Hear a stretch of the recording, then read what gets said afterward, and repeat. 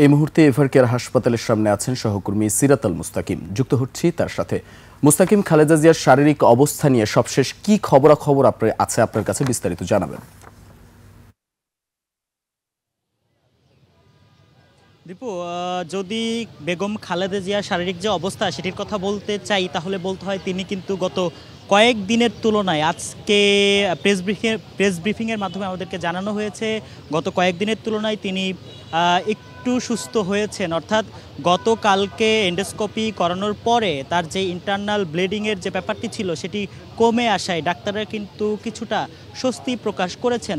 তবে তাকে এই মুহূর্তে এখনই বিদেশে নিয়ে যাওয়া হচ্ছে না এবং তার শারীরিক অবস্থার উপর নির্ভর করেই কিন্তু তাকে বিদেশে নিয়ে যাওয়া হবে এবং মেডিকেল বোর্ডের সিদ্ধান্ত অনুযায়ী তাকে বিদেশে নিয়ে যাওয়ার কথা কিন্তু জানানো হয়েছে। কিছুক্ষণ আগে আমাদেরকে বেগম খালেদা জিয়ার ব্যক্তিগত চিকিৎসক AZM জাহিদ হাসান আমাদেরকে ব্রিফিং করেছেন। তিনি কিন্তু বলেছেন যে এয়ার অ্যাম্বুলেন্স প্রস্তুত আছে, তবে বেগম খালেদা জিয়ার সুচিকিৎসা এবং সেফটি সিকিউরিটির ব্যাপারটি মাথায় রেখে তাকে এখনই যে একটি লং রুটে ফ্লাই করে বিদেশে নিয়ে যাওয়ার যে ব্যাপারটি সেটি ঠিক হবে না, যার কারণে এখন কিন্তু তাকে এই রাজধানীর এভারকেয়ার হাসপাতালেই চিকিৎসা দেওয়া হবে এবং সেই চিকিৎসা কিন্তু দিবেন দেশি বিদেশি বিশেষজ্ঞ চিকিৎসক দল।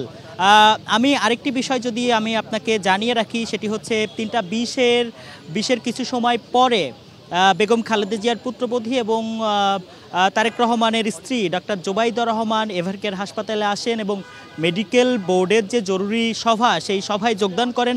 পরবর্তীতে আমাদেরকে কিন্তু AZM জাহিদ হাসান সার্বিক বিষয় নিয়ে ব্রিফিং করেন। তিনি কিন্তু বলেন যে বেগম খালেদা জিয়াকে নিয়ে যে ধরনের গুজব সোশ্যাল মিডিয়া সহ বিভিন্ন জায়গায় ছড়িয়ে পড়ছে সেসব গুজব থেকে সাধারণ মানুষকে বিরত থাকার জন্য তিনি কিন্তু অনুরোধ করেছেন এবং এই যে তার যে চিকিৎসার সার্বিক বিষয় তদারকি কিন্তু করছেন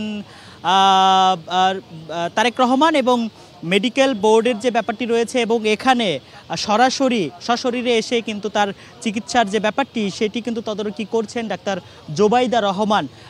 এবং যদি এভারকেয়ার হাসপাতালের সার্বিক নিরাপত্তার বিষয়ে আমি আপনাকে জানাই, তাহলে বলতে হয় যে এখানকার সার্বিক নিরাপত্তা কিন্তু খুবই কঠোর করা হয়েছে। অর্থাৎ বাইরের যে নিরাপত্তা সেখানে পুলিশ, APBN এবং BGB সদস্যরা মোতায়েন আছে এবং ভেতরে কিন্তু বেগম খালেদা জিয়াকে VVIP প্রোটোকল দিচ্ছেন SSF এবং PGR।